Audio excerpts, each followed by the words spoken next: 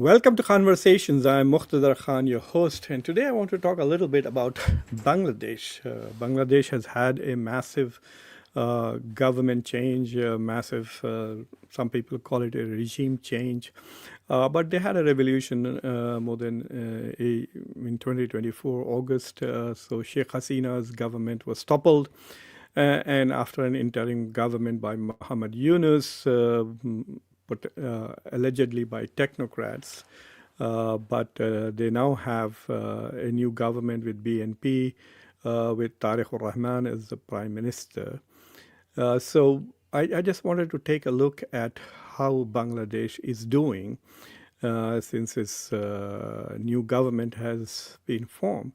But it's also important to assess the damage that it has suffered economically as a result of the political turmoil that it was experiencing for all these months from August 2024 till February of 2026, when there was some stabilization as a result of the formation of the new government. Uh,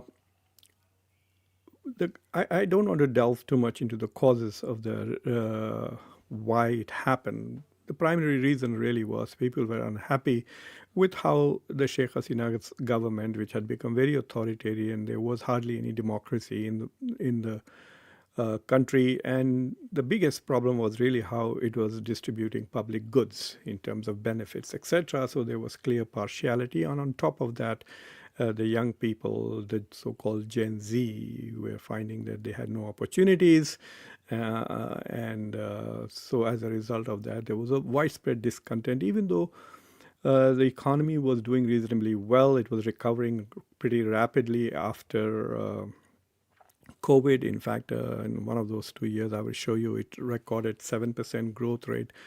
It was primarily driven by single commodity exports, garments by Bangladesh. But other than that, the economy was doing okay. But the distribution of the whatever gains the economy was making was undemocratic and selective, and therefore there was a lot of discontent.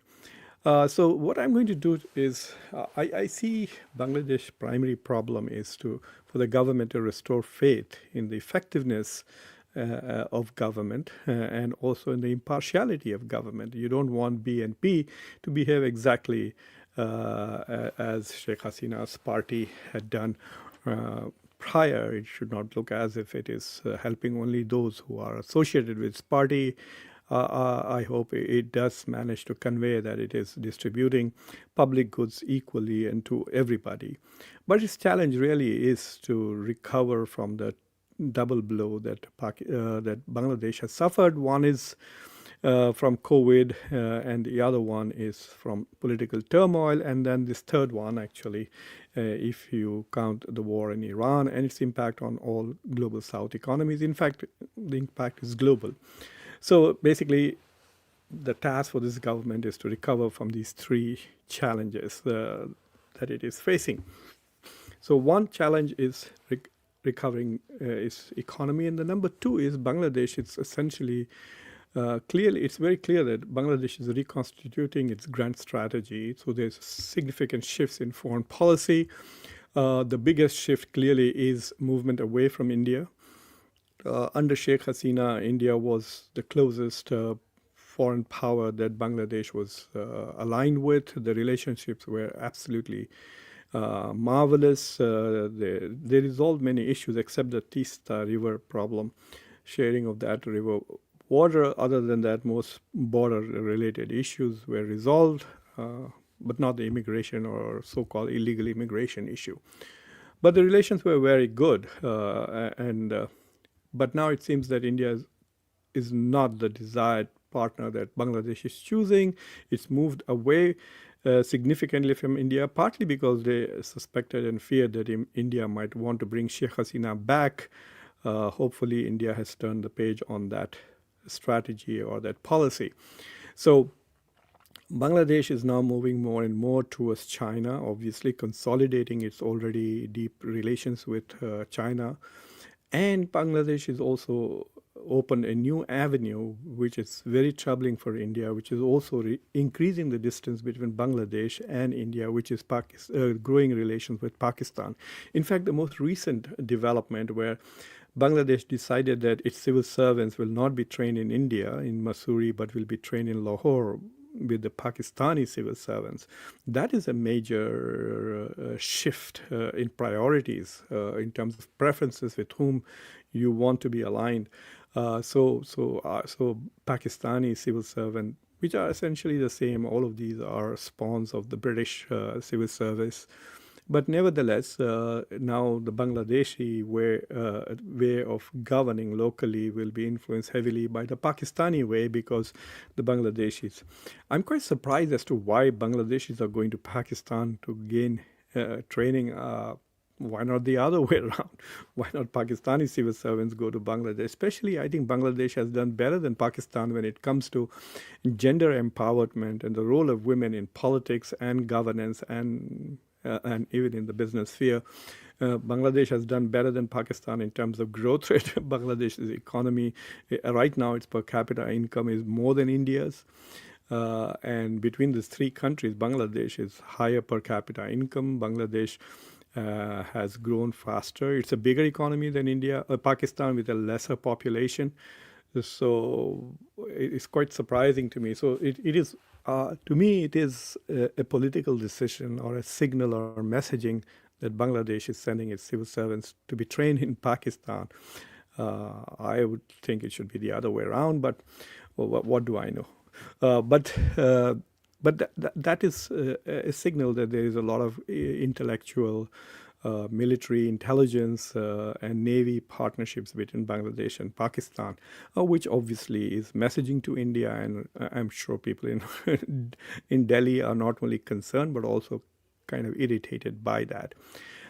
But the question of the United States. So Bangladesh is essentially struggling to manage relations with four nuclear powers: India, Pakistan, China, and the United States. These are the four nuclear powers, major powers that Bangladesh is trying to balance its relationship and try to get the best out of all of them. And I think that after the elections, Bangladesh has made an attempt to soft pedal its growing partnership with Pakistan and try and repair its relations with India. So Khalilur Rahman, the foreign minister of well, before I come to the foreign affairs issues, let me quickly run through what's happening with Bangladesh's economy, because I think that is the more fundamental challenge.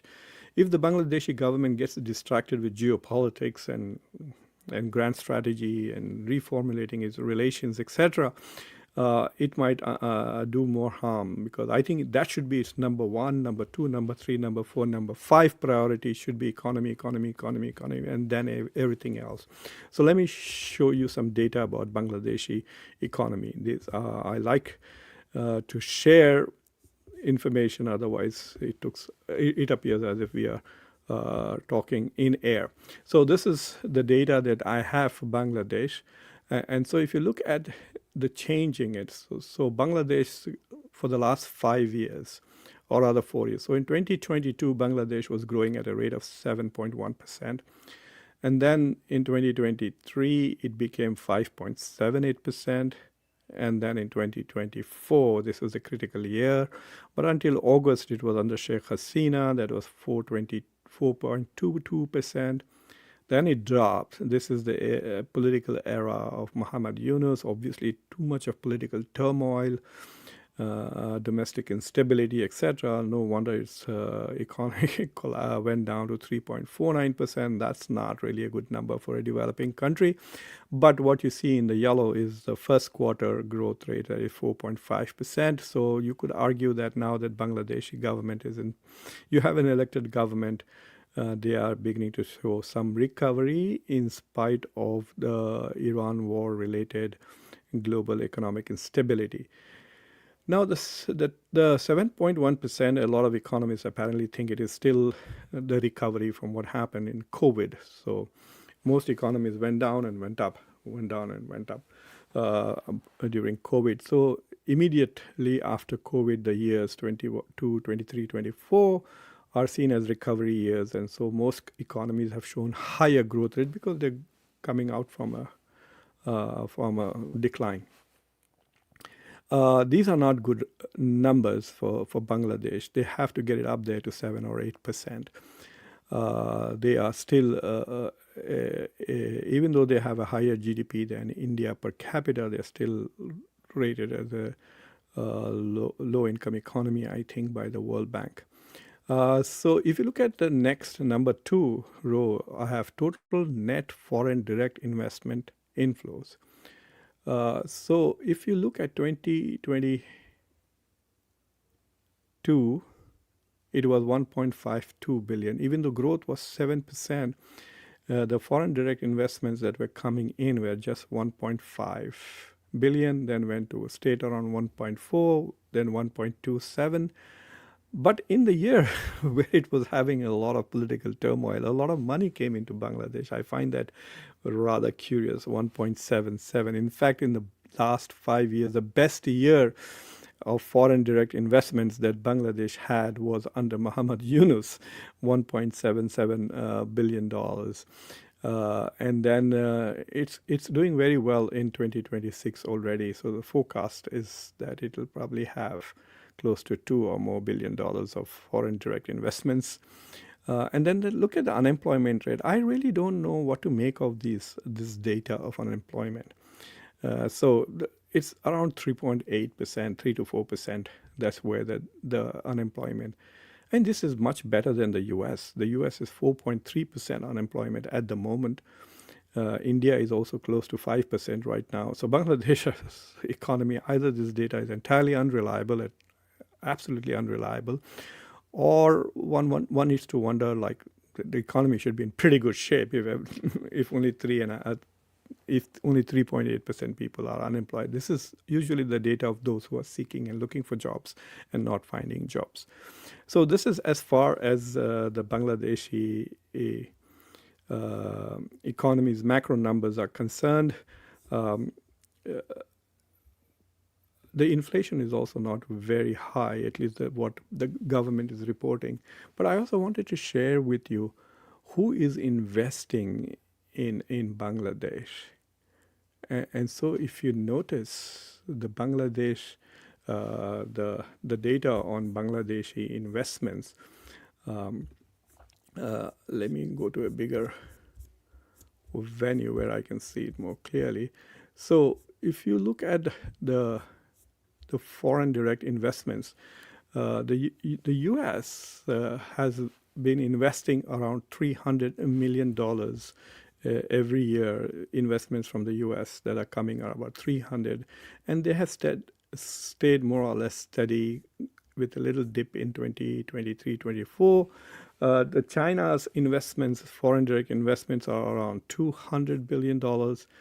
India is where there's a lot of variance. It was very low. No, it's around 60, 50 million. And Pakistan is absolutely very, very low. So most of the investments in Bangladesh are coming from US, China, and India. So these are the main foreign direct sources for foreign direct investments, and multinational corporations are also reinvesting in Bangladesh. That is a good deal. I'm looking at individual countries. So if there is a significant investments from Europe, I'm not looking at it because of I'm also trying to look at the relations with these 4 powers, so that Bangladesh finds itself looking at US, China. So the amount of investments coming from them becomes quite critical in that sense, to put it very mildly. So if you look at this data, trade, this is the trade data, and this is important. I want you to look at the trade data between for the US, for Bangladesh with the countries. So if you look at the trade, total trade with India, it has been going down. Now that should be worrisome. Let me increase the size of this if I can, so that uh,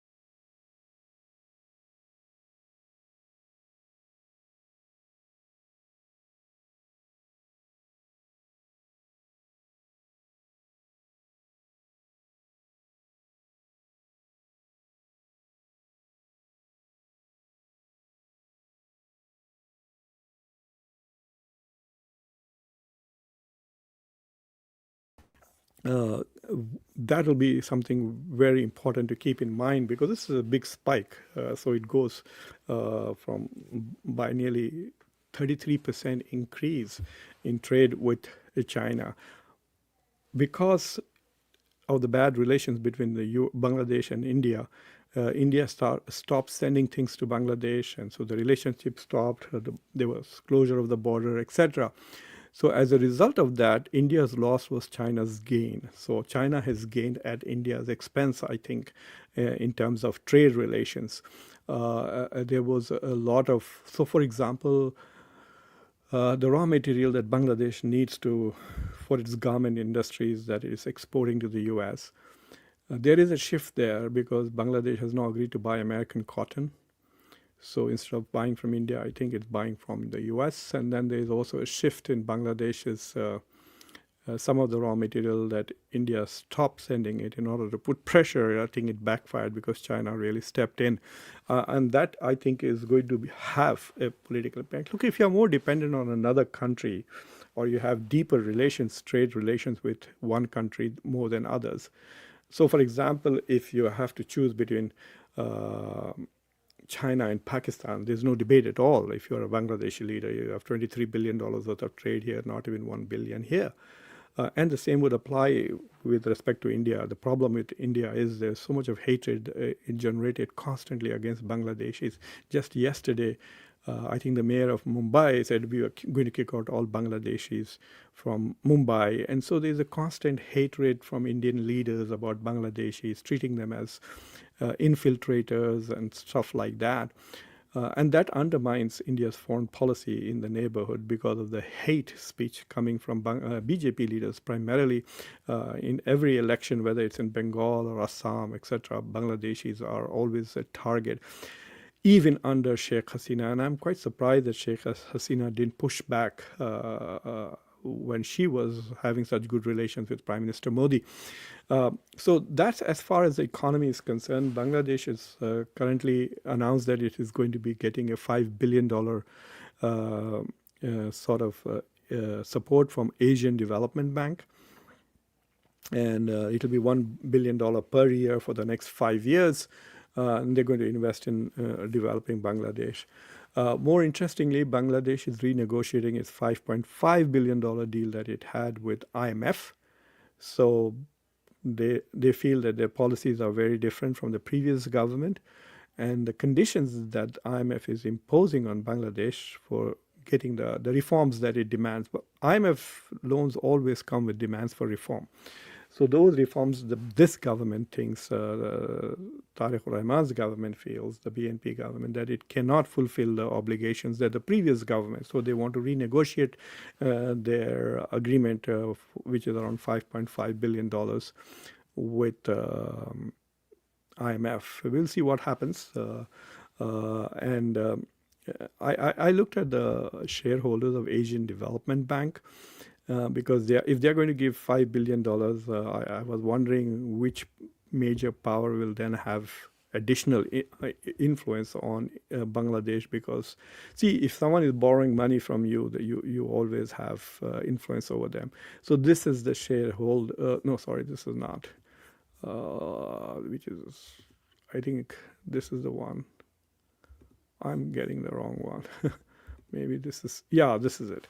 So Japan and the US are the biggest shareholders of the Asian Development Bank. The US is a major shareholder. In fact, it is the core number one. So between Japan and the US, 30%, 31% of the shares of Asian Development Bank are held by US and Japan, then followed by India and China. China is slightly more than India. So basically, what it tells me is that the US will have more influence over Bangladesh and its economic policies than China or India. So we could basically see how Bangladesh is going to continue to try and balance its relations with the US, with China, where US and China are in a competitive position with China and India, where India and China are in competitive positions, and then with Pakistan and India, where India and Pakistan are in competitive relationships. So it's a very complex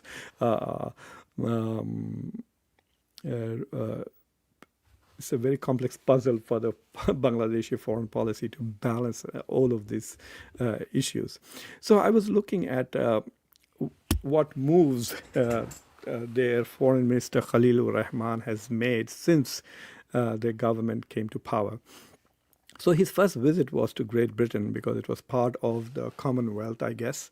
Then he went to UK, then he went to the US. He's been to the US twice.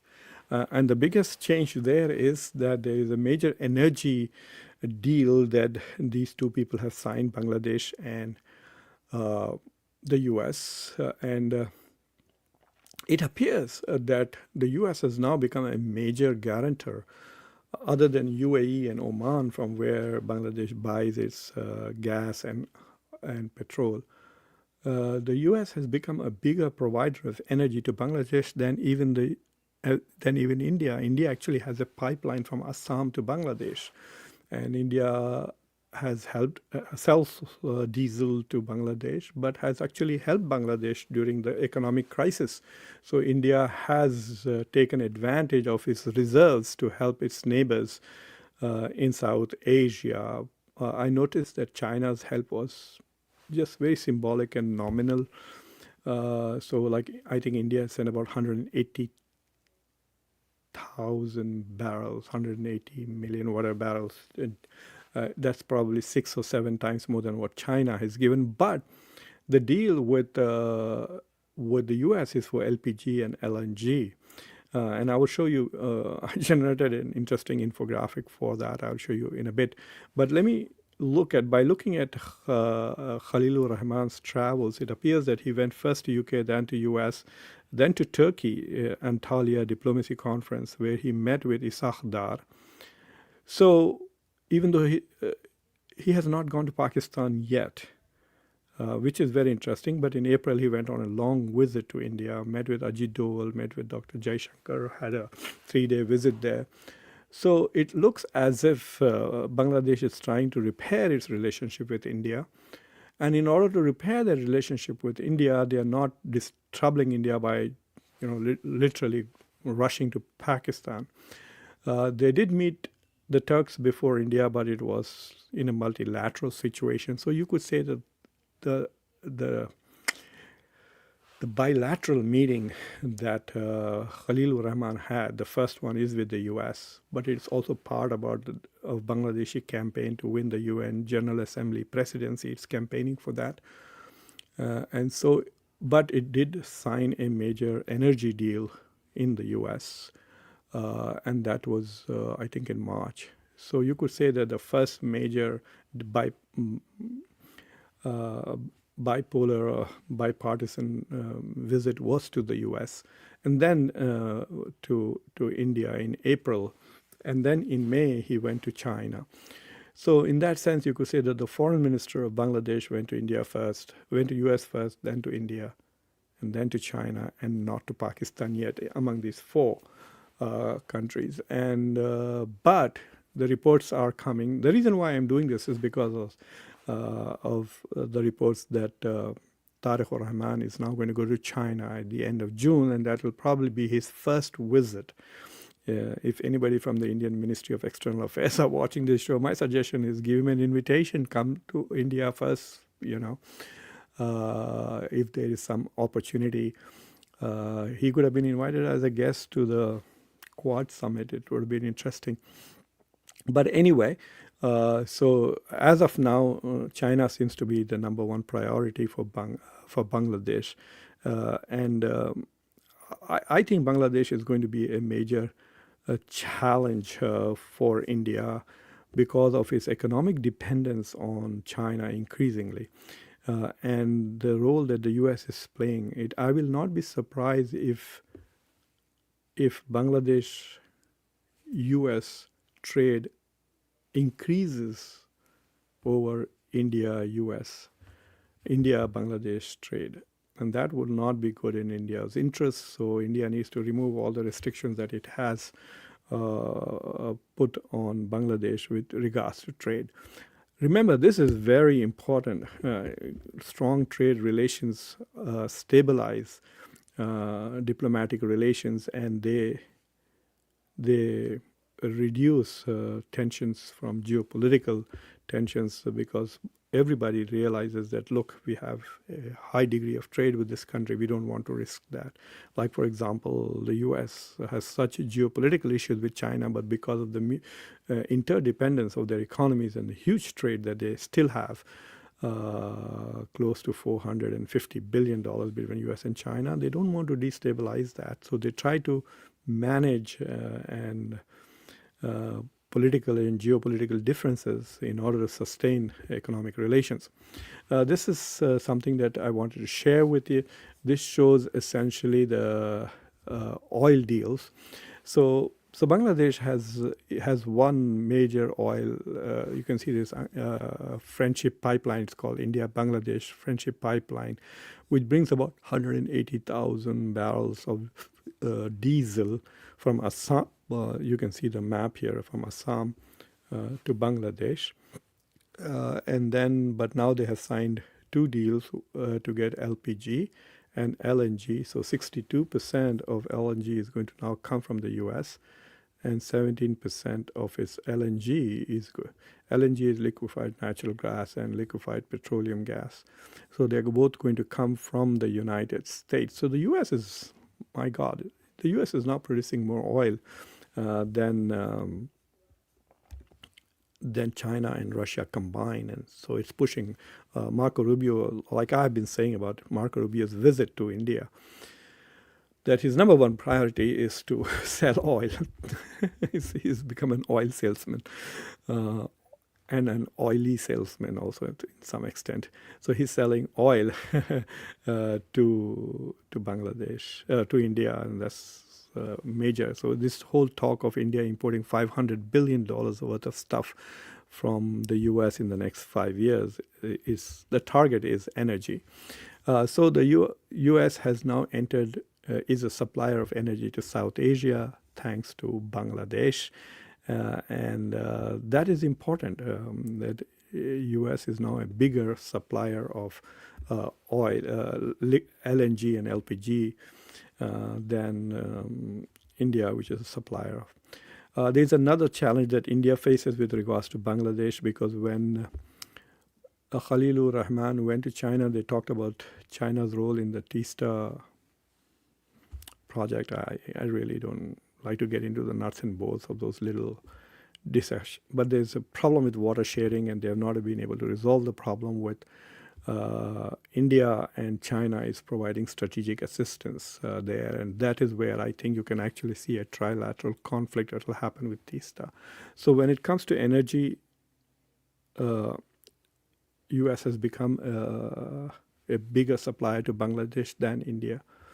When it comes to other trade, US is rapidly catching up, and so it's quite possible that India might become the third biggest trading partner for Bangladesh after China and the US. That would not be in the interest of India at all.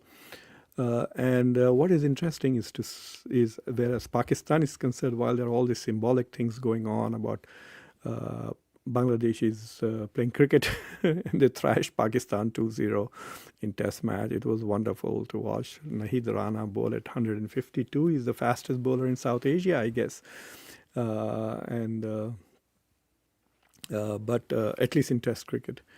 But there seems to be no substantive growth in Bangladesh-Pakistan relations, either economically or other. And so we will see when Khalilur Rahman goes to Pakistan, or Isaac Dar did make a trip under Yunus to Pakistan. Will he make another trip now? And of course, when do the heads of states really meet? Pakistan right now is, so busy with this honeymoon with Donald Trump that they are probably neglecting Bangladesh and other countries. So anyway, so these are the challenges for Bangladesh. I think it needs to really focus on its economy. That should be its top 5 priorities, and then geopolitics. But these are the 2 challenges that the current Bangladeshi government faces: how to balance the 4 nuclear powers that it has to deal with. 3 of them are in the region: Pakistan, India, China, and then the United States. And U.S. has many leverages over it, including now energy. U.S. is a major export target. Most of Pakistan's Bangladeshi exports go to the U.S., especially the garments. And now they are going to be buying, I guess, cotton and raw materials. So if Bangladesh buys raw material from the U.S. and then exports the same stuff, like you buy cotton and you make clothes and you sell that back to the U.S. The U.S. has waived tariffs on that for Bangladesh, giving it an advantage over India and Pakistan and Sri Lanka, which all export garments to the West. So these are the 2 challenges. I think what is happening right now, this is what I think Bangladesh is trying to do. One, it is trying to consolidate its relationship with China, and that's why Tariq Rahman is going to go to Bangladesh. 2, it is trying to repair its relations with India as much as it can, and that's why Khalilur Rahman spent 3 days in Delhi. It is definitely going to deepen its relationship with the United States, and that's why 2 visits to the U.S., partly with the UN in mind, and the energy relations and trade relations. So you could say that Bangladesh is deepening its relations with the US, consolidating its strategic partnership with China, trying to repair its relationship with India, and with Pakistan. I don't know. There seems to be a lot of talk and symbolic stuff, but I don't see any deepening unless the trade numbers go up, and there are other partnerships. There's this whole discussion that Bangladesh is going to buy Pakistani-made jet fighters, JF-17, that a simulator has just arrived from Pakistan to Bangladesh. If that happens, it will be a major geopolitical alignment, and then you can say that Pakistan-Bangladesh relations, India-Bangladesh relations will probably never go back to what they were in 2023 if Bangladesh starts buying Pakistani weapons. So there will be a lot of interoperability alignment between Bangladesh and Pakistan. So this chatter in India that now India has to deal with 3 fronts, not 2 fronts, that will gain ascendancy. And I don't know whether Bangladesh wants that kind of discussion. Anyway, so this is my assessment of Bangladesh. I look forward to your comments and your feedback. Yes, Sunny Singh, I did mention that they have shifted from Missouri to Lahore. I'm nice to see that you're keeping a close eye on world affairs. Sunny Singh is a member of Khanversations, and he is a regular member. Good viewer. Thank you very much, everybody. Please subscribe to the channel, like this video, share this video with your socio-political network. I know only one line in Bengali, Ami Tumar Bhalobashe. I learned that from Rajesh Khanna in some movie. Take care. Bye.